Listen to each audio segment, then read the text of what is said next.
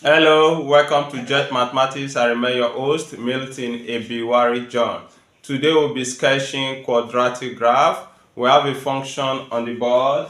It says x squared plus x minus 6 is equal to y.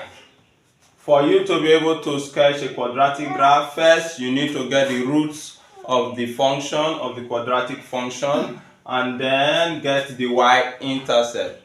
With this, you will be able to draw the sketch the quadratic graph. And also remember the function of the leading coefficient. The leading coefficient will determine the nature of the parabola. Is it a n parabola or a u parabola? So we'll do that quickly. So from the leading coefficient, since the leading coefficient we have x squared plus x minus 6 equals to y. Now since the leading coefficient, which is a, is equals to 1, that is a is greater than 0, we already know that the curve will take a U shape, right?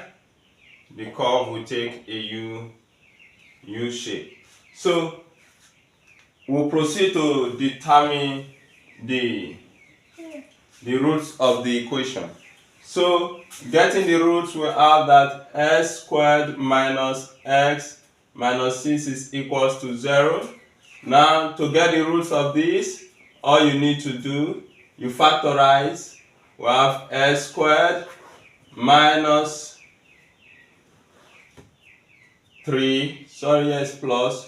Okay, so we have plus 3x minus 2x minus 6 equals to 0. So solving this, you have x minus 3. When you factorize s plus 3, s minus 2, all equals to 0. So at the end of the day, you have s is equals to minus 3 or s is equals to 2.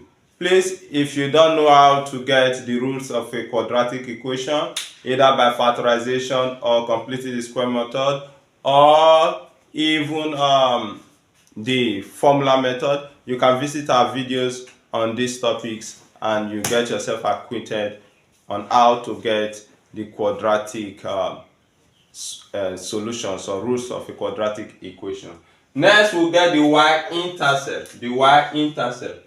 Now to get the y-intercept, you equate s equals to 0. So put s equals to 0 into this equation. When we do that, we'll have 0 squared plus 0 minus 6 is equal to y.